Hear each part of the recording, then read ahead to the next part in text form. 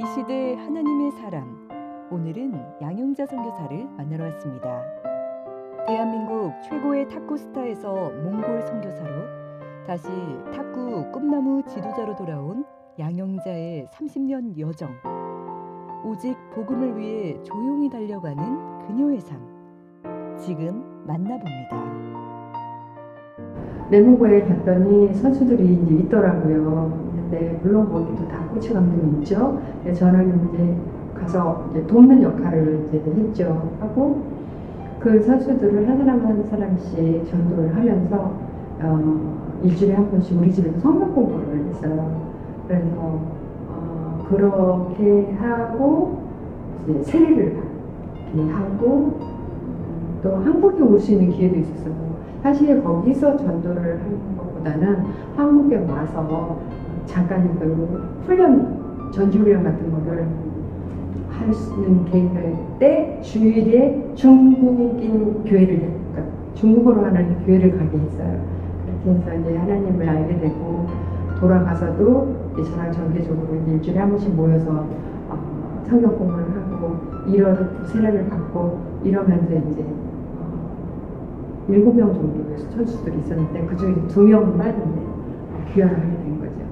한 명은 이제 대한항공에서 지금 선수로서 하고 있는데 금년에 종합선수권대회라고 전체적으로 가장 큰 대회예요. 그 대회에서 단식에서 이제 우승을 하기도 하고 또 탁구가 프로가 처음 생겼어요. 금년부터 그 프로 리그에서 단식에서도 1등을 하고 그래서 지금 믿음이 이제 들어가서 인터뷰를 하면 첫 번째가 모든 영광 하나님께 감사를 먼저 해요. 그래서 그걸 보면 너무 뿌듯하고 보람도 있고 그러네요. 이제 그 시골에 갔는데 그 시골에도 탁구하는 어린이들이 있었던 거예요. 이제 아까 한국에서 갈 때 컨테이너로 이제 물건을 가져갔을 때 탁구대들을 가지고 갔었거든요. 근데 그 시골에 이제 탁구대가 낡았고 이러다 보니까 그 탁구대를 가져간 탁구대를 거기다 깔아주고 탁구를 가르쳤어요. 근데 이 몽골 탁구 선수, 그러니까 코치했던 분이 한 분이 계셨는데 이분은 탁구를 했던 분이 아니라 탁구를 좋아했던 분이었었는데 화가 있었어. 근데 걔네들을 가르치고 있더라고요. 그 선생님이. 근데 엄청 되게 험상궂게 이렇게 좀 생겨서 말을 처음에는 이제 못 붙이고 며칠을 이제 지내고 있었는데 그러다가 점점 익숙해지긴 했지만 그런데 이제 어느 정도 탁구를 애들을 가르쳐주고 이 아이들을 우리 집에 초대해가지고 아이들에게 내 간증을 좀 들려주고 전도를 해야겠다라는 마음에 이 아이들 맨날 며칠 날 몇 시에 우리 집에 와라 이렇게 했던 거예요. 그러는데 이 선생님한테 전 뭐라고 해야 되나 말아야 되나 참 망설이다가 그냥 말을 안 했어요. 왜냐면 혹시라도 내가 전도하는데 방해가 될지 모른다는 생각에 선생님한테는 뭐란 말 안 했어요. 그랬는데 이 아이들한테 들었나 봐. 초대를 안 했는데 이 선생님도 같이 오신 거예요. 그래서 이제 비디오를 보여주면서 이때는 세계대회를 비렸는데 이때도 팔이 또 아팠었는데 그래서 간증하면서 전도를 했어요. 하고 나서 다 끝나고 이제 아이들 집에 갔는데 이 선생님이 집에를 안 가는 거예요. 저한테 여러 가지 질문들이 있어서 이제 묻더라고요. 정말 내가 어떤 하는데 안수기도 받고 나섰냐는 거예요. 그리고 정말 하나님이 살아계시냐고 뭐 여러 가지 이제 궁금한 것들을 물어보면서 좀 그렇더라고 얘기를 하니까 우리가 이제 수요 모임도 있고 금요 모임도 있고 그랬는데 이 사람이 수요 모임부터 왔어요. 그러더니 안 빠지고 계속 예배를 이제 참석을 하더라고요.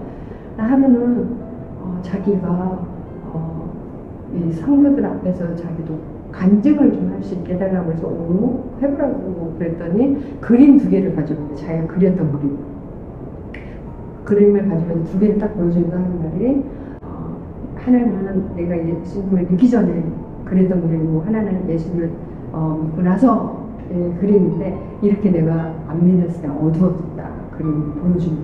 근데 막 읽고 나서 이게 밝아졌더라고요. 간증을 한 거예요. 너무 감사하고 기쁘고. 나중에 우리가 그 지역을 떠나올 때 이제 그분이 그 교회 리더로서의 역할을 했다라는 얘기를 들었는데 지금은 잘 모르겠어요.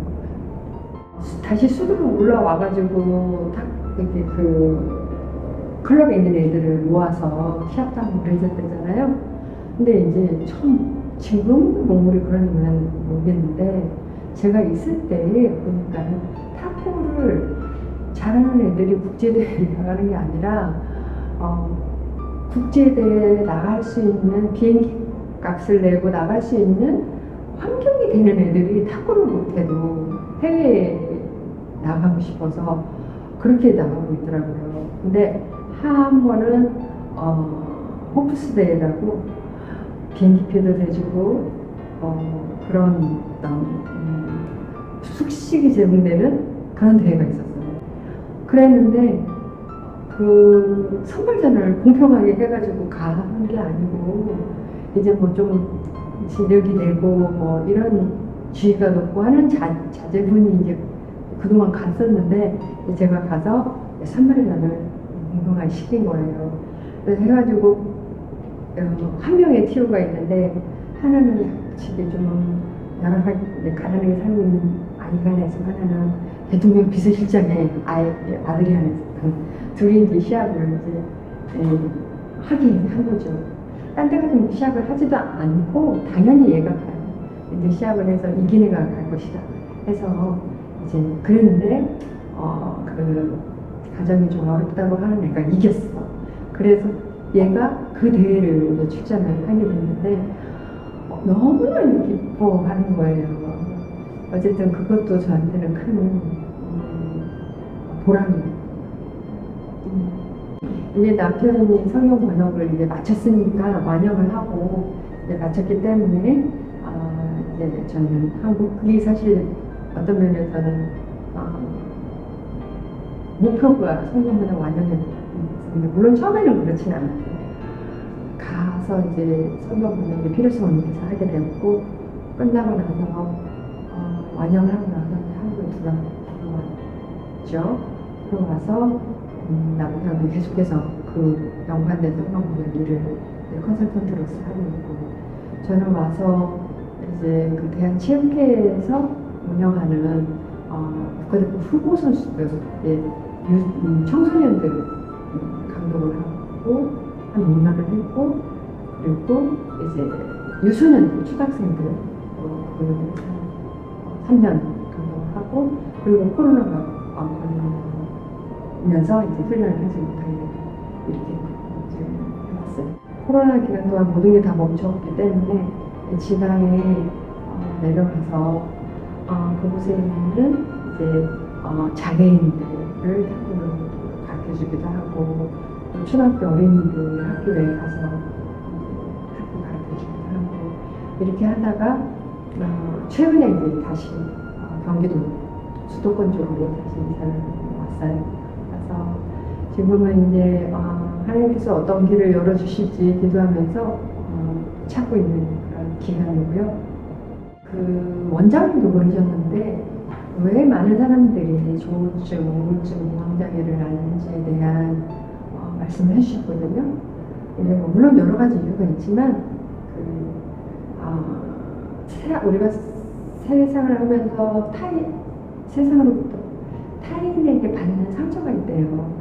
그게 내적 치유가 되지 않은 채 묻어두고 있다 보면 그게 이제 미움이 되고 그게 그 쓴뿌리들이 제거되지 않으면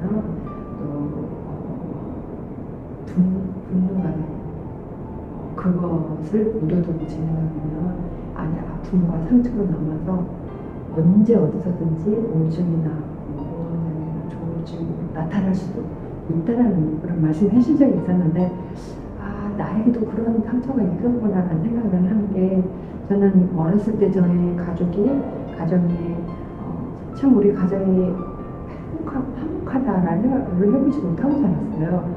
저희 어머니 아버님 저를 무척 사랑하시긴 했지만 늘 부모님이 다투시는 모습을 보면 왜 우리 집이 저렇게 화목하지 못할까.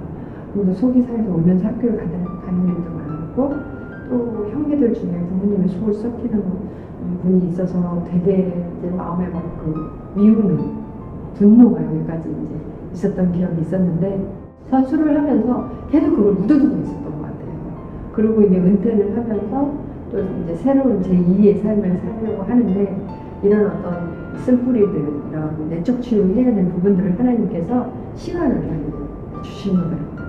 그것이 치유가 되고 이제 선교사로서의 삶을 살게 하나님도 계획이 됐죠. 사실 책을 이제 하게 된 이유도 정말 주위에 많은 사람들이 우울증이나 고민을 많이 앓고 있어서 나는 어떻게 회복됐는지를 조금 도움이 되면 좋겠다라는 마음에서도 책을 내기도 했는데요. 이제 그 본 사람들이 이제 문의가 오기도 하더라고요. 어떻게 회복이 됐냐고.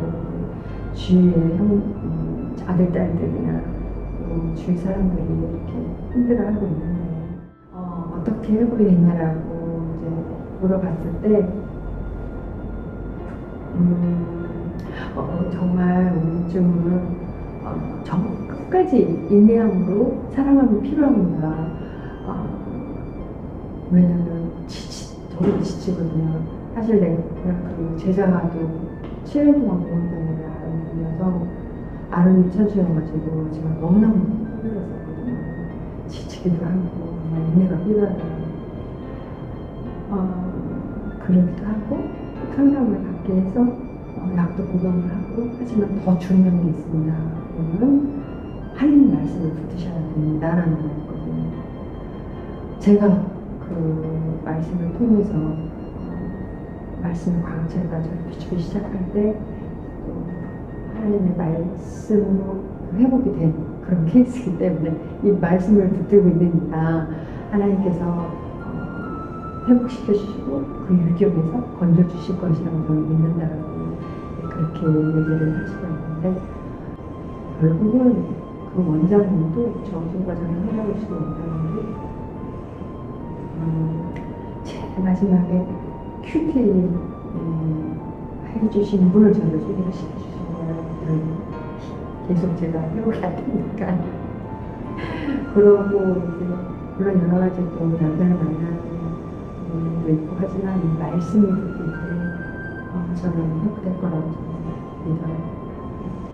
하나님께서 이제 주신 달란트가 탁월한 것이기 때문에 계속해서 학교를 통해서